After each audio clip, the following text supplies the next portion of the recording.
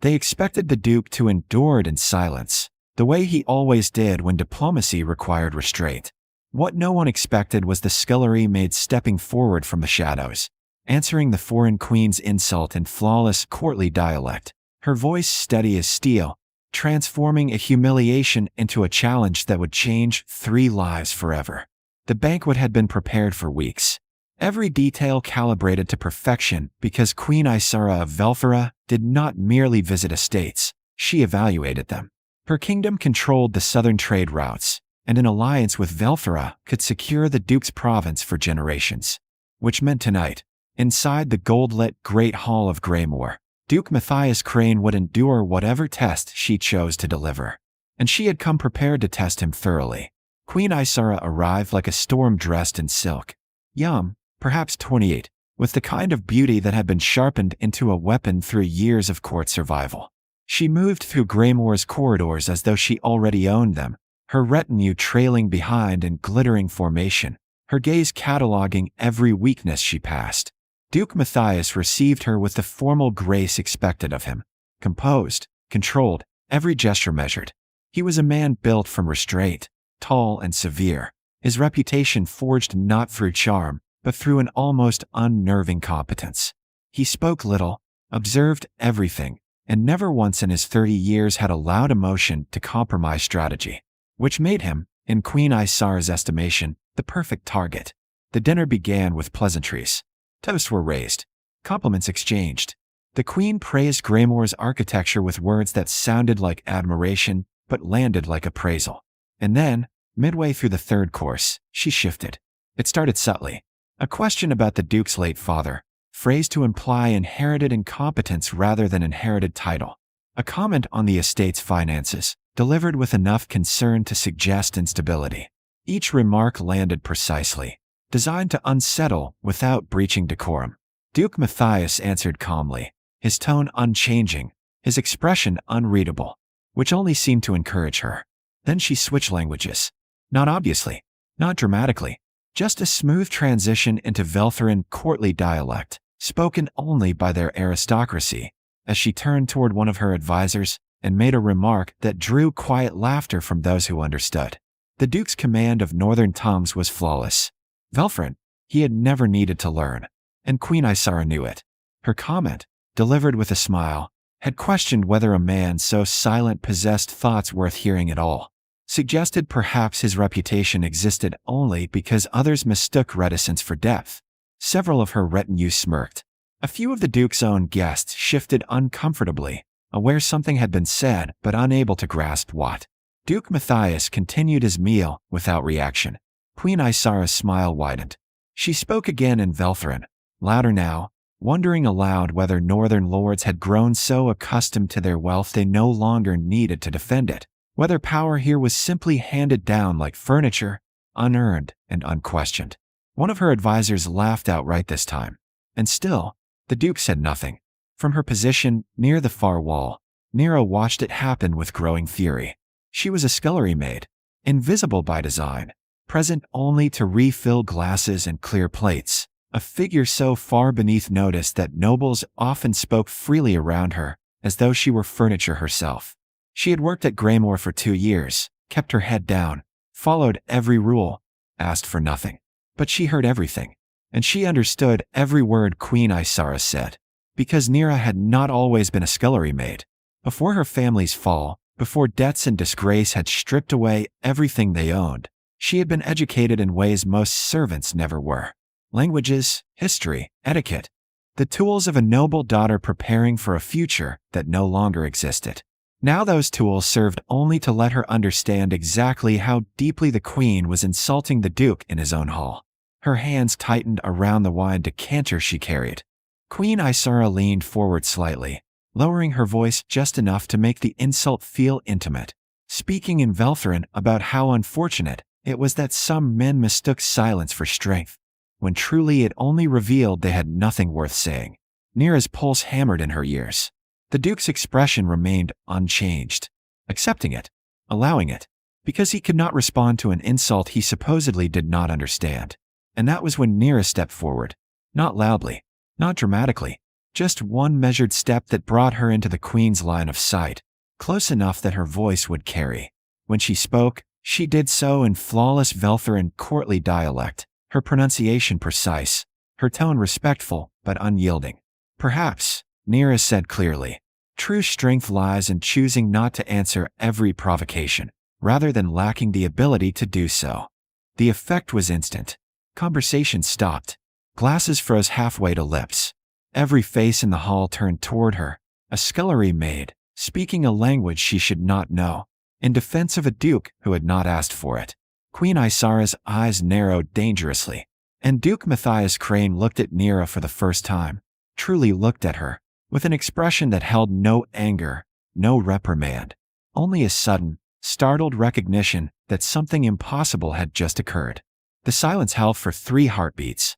Then Queen Isara laughed, a sound like breaking glass wrapped in silk. "How extraordinary," she said, still in Veltharan, her gaze fixed on Nira with the focus of a predator recognizing unexpected prey. "A servant who speaks the high court dialect. Tell me, does your master train all his staff so thoroughly, or have you simply been listening where you do not belong?" Nira's hands remained steady at her sides, though her heart slammed against her ribs. Retreating now would undo everything. Apologizing would make it worse. Understanding, she replied in the same flawless Veltharan, is not the same as trespassing, though using language to conceal disrespect might be. A sharp intake of breath rippled through the Veltharan retinue. One advisor's face darkened with anger. Another looked almost impressed. Queen Isara's smile thinned into something colder. She rose slowly from her seat, and the room seemed to contract around her movement. "Careful," the queen said softly, switching to the common tone so everyone could follow now. "You speak boldly for someone so easily replaced." Before Nira could respond, Duke Matthias stood. The movement was not hurried, not aggressive, but it carried a weight that shifted every dynamic in the room. When he spoke, his voice was quiet, controlled, and absolutely final. "Miss Fane is not speaking out of turn," he said. "She is correcting a misunderstanding."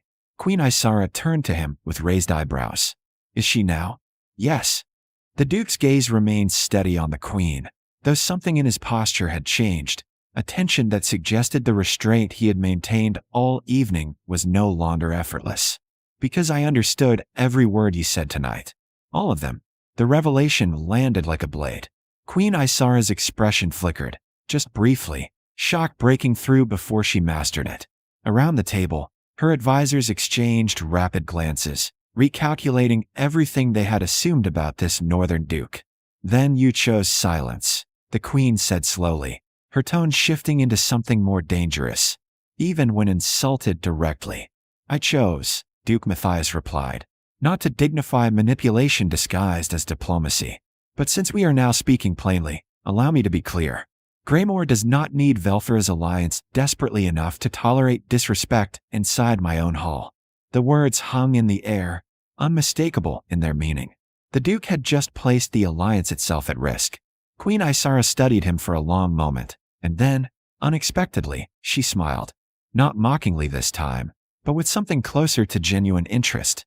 "There it is," she said softly. "I was beginning to think northern lords have forgotten how to bite back." The tension in the room shifted again, confusion replacing alarm among the guests. "You were testing him," Nira said suddenly, the realization hitting her with startling clarity. The queen turned toward her, and this time there was no hostility in her expression, only assessment. "I was.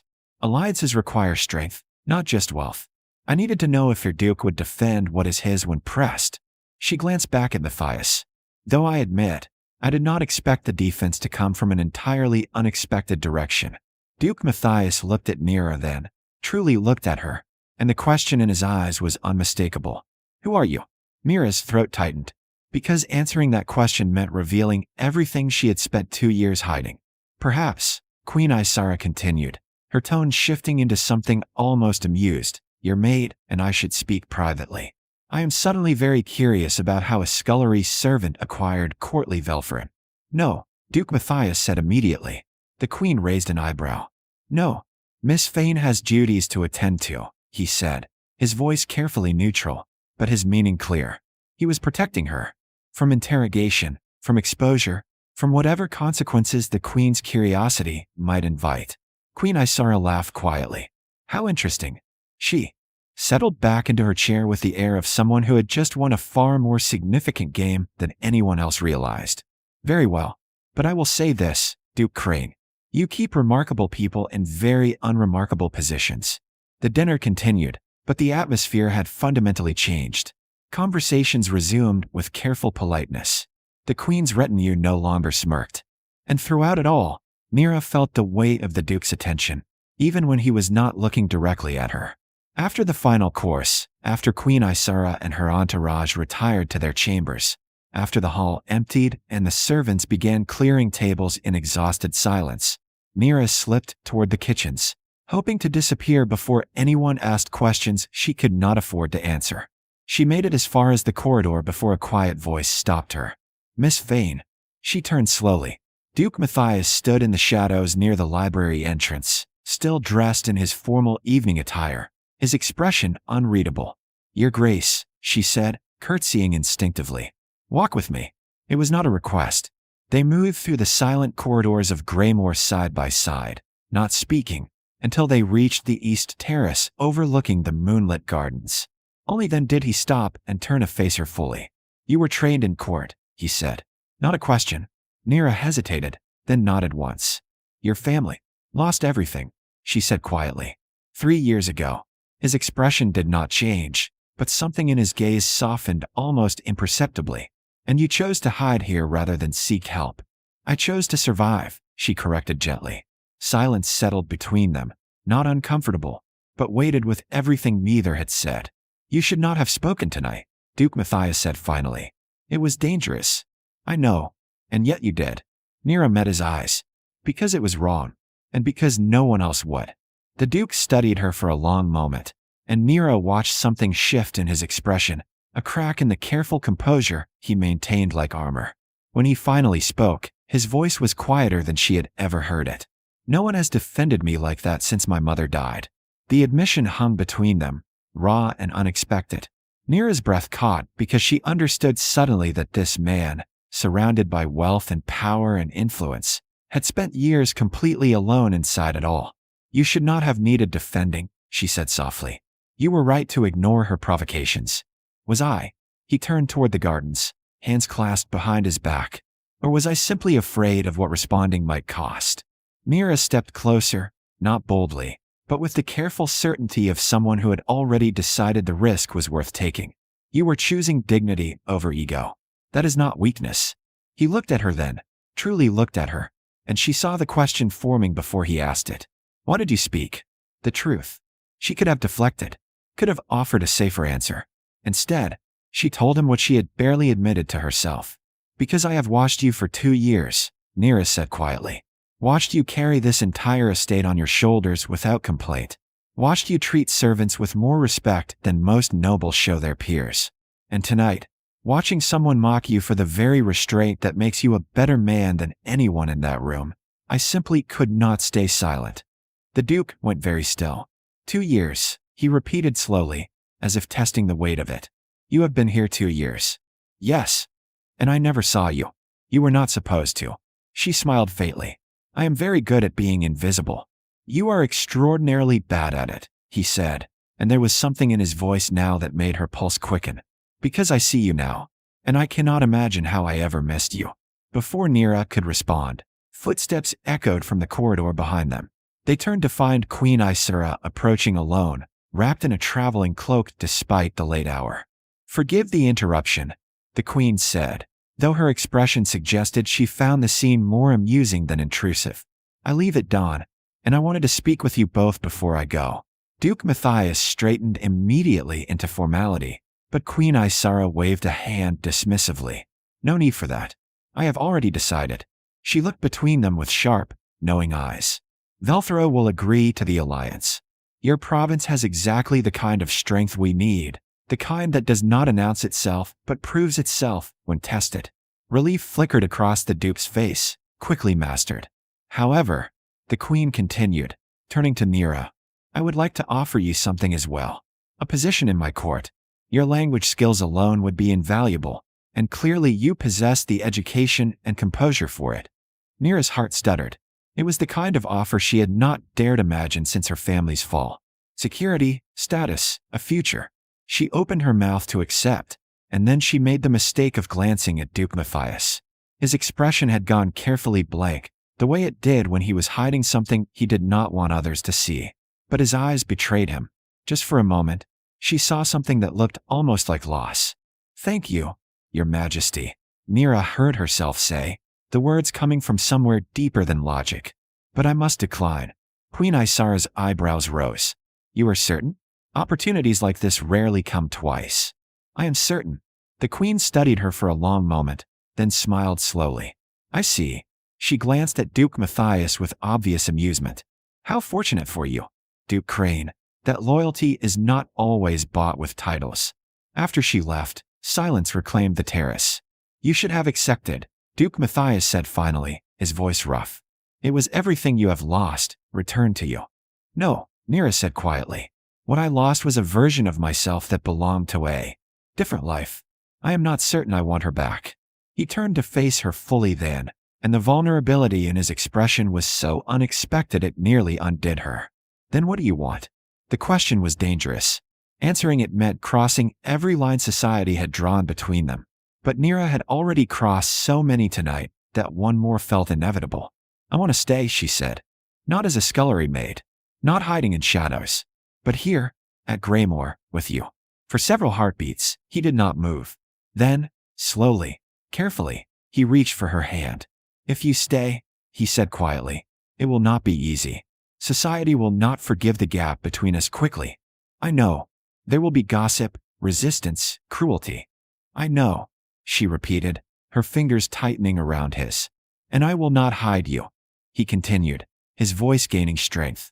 "If you choose this, I will make it unmistakably clear that you are not a servant I have elevated but a woman I have recognized for what she has always been. My equal." Tears burned at the corners of Nira's eyes, but she smiled through them. "Then I suppose you should start by learning my actual name. It is Nira Ashton. The Ashtons of Morwick Vale, before we fell." Recognition flickered in his expression. "I remember. Your father was a good man." "He was." Duke Matthias lifted her hand slowly and pressed a kiss to her knuckles, the gesture achingly gentle.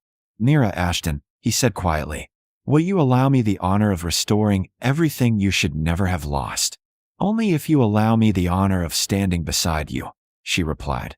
"The next time someone mistakes your silence for weakness." He laughed then, quietly, genuinely, and the sound transformed his entire face. "I suspect that will happen frequently." "Good," Nira said. "I have become rather fond of correcting people." 6 months later, when Duke Matthias Crane married Nira Ashton in Greymoor's chapel, Queen Isara of Velthera sent a letter along with her gift. It contained only one line. "I knew the alliance would be worth it, though I admit I underestimated which alliance would matter most." And in the years that followed, servants would tell the story of the scullery maid who had defended the Duke when no one else would, and how he had loved her for it completely, not because she had saved him from humiliation, but because she had seen him clearly when everyone else looked away.